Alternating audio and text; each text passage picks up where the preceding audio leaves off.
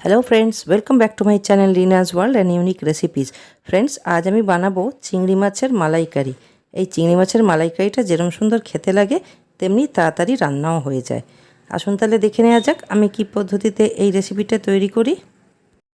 Friends, আমি চিংড়ি মাছের মালাইকারি বানাবার জন্য 400 গ্রাম চিংড়ি মাছ নিয়েছি। সেটা খুব ভালো করে ধুয়ে পরিষ্কার করে নিয়েছি। এবার তাতে হাফ চা চামচ নুন দেব, হাফ চা চামচ হলুদ গুঁড়ো দেব, দিয়ে ভালো করে মাখিয়ে নেব।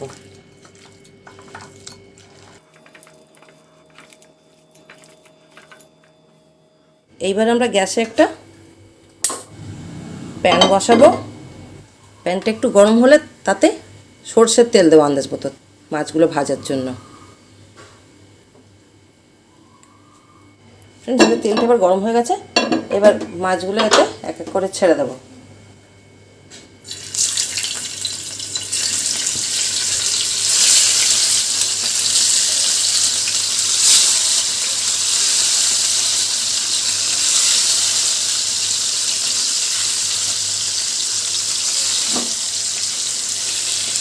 হাই হিটে মাছগুলো ভাজা হবে। মাছটা একটা দিকে ভাজা হয়ে গেছে। এবার আস্তে করে এগুলোকে উল্টে দিতে হবে। মালাইকারিতে চিংড়ি মাছটাকে খুব কড়া করে ভাজার দরকার হয় না, শুধু একটু দুটো পিঠে ভালো করে ভেজে নিলেই হলো।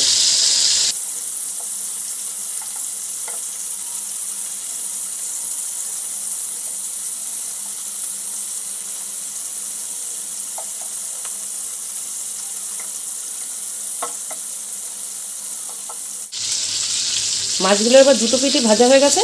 এবার এগুলোকে আমরা আস্তে আস্তে প্লেটের মধ্যে বার করে নেব।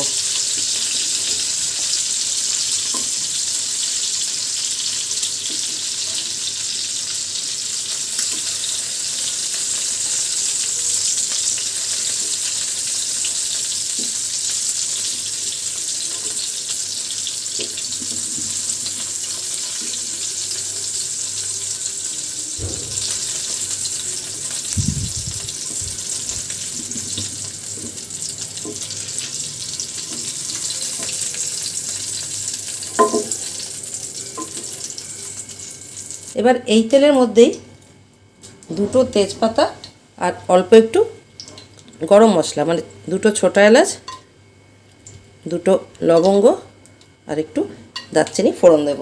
দিয়ে গ্যাসটা ফুল ফ্লেমে করে ফোড়নগুলোকে একটু গরম হতে দেবো, তাহলে সুন্দর গন্ধ বেরোবে। তেলটা আপনি আপনার আন্দাজ মতো দেবেন।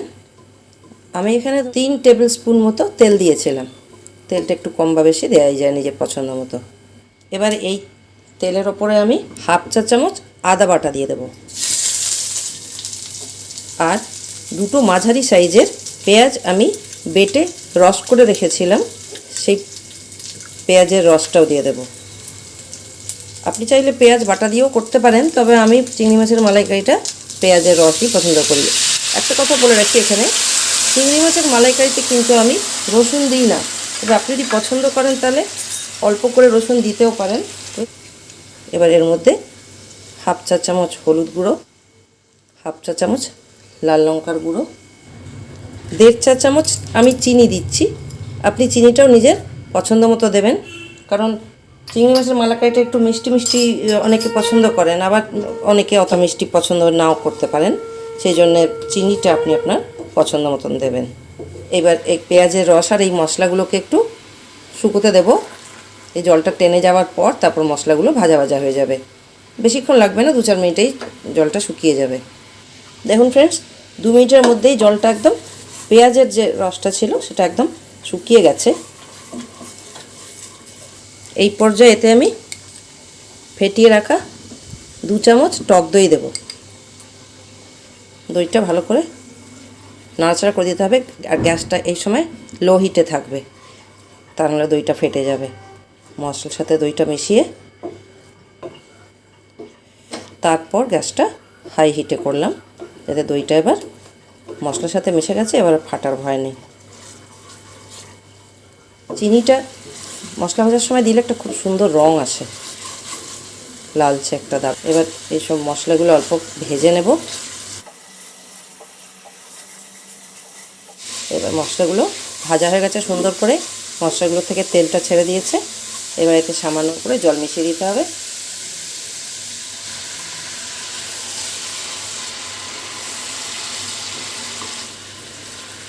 জলটা ফুটে উঠলে এবার এতে চিংড়ি মাছগুলো ছেড়ে দেবো, গ্যাসটা স্লো করে।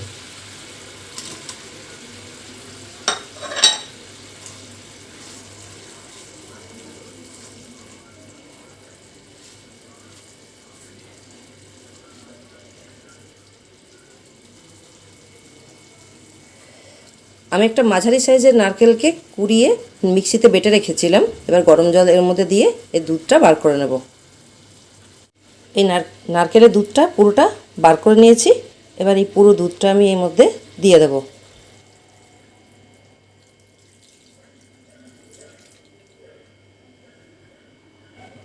তার মধ্যে আন্দাজ মতো নুন, আমি 1 চামচ নুন দিচ্ছি, পরে যদি দরকার হয় তাহলে আবার অ্যাড করতে পারি। আর 4-5টা আমি এখানে কাঁচা লঙ্কা নিয়েছি, আপনি কাঁচা লঙ্কা নিজের টেস্টের মতন নেবেন। দিয়ে গ্যাসটা বাড়িয়ে এটাকে ঢাকা দিয়ে দেবো। আগে একটু নাড়াচাড়া করে দিই, মশলাগুলো আর নারকেলের দুধটা চিংড়ি মাছের সাথে ভালো করে মিশে যায়। গ্যাসটা বাড়িয়ে এটাকে হাই হিটে 2 থেকে 3 মিনিট ভালো করে ফুটতে দেবো। 3 মিনিট হয়ে গেছে।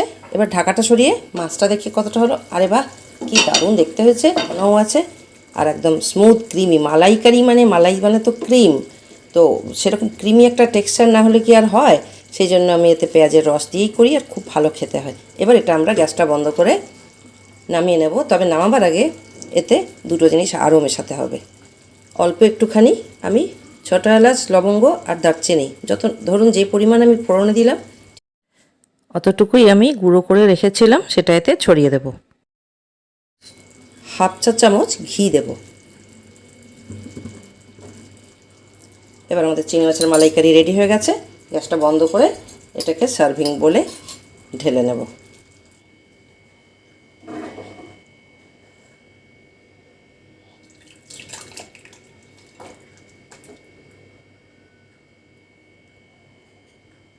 ফ্রেন্ডস, আমাদের মালাইকারি একদম রেডি। দেখুন, আপনাকে এর থিকনেসটা দেখাচ্ছি, গ্রেভিটার। এই দেখুন, একদম পাতলা নয়, আবার একদম ঘন শুকনো শুকনোও নয়, যেটা ভাতে মেখে খেতে অসুবিধা হবে।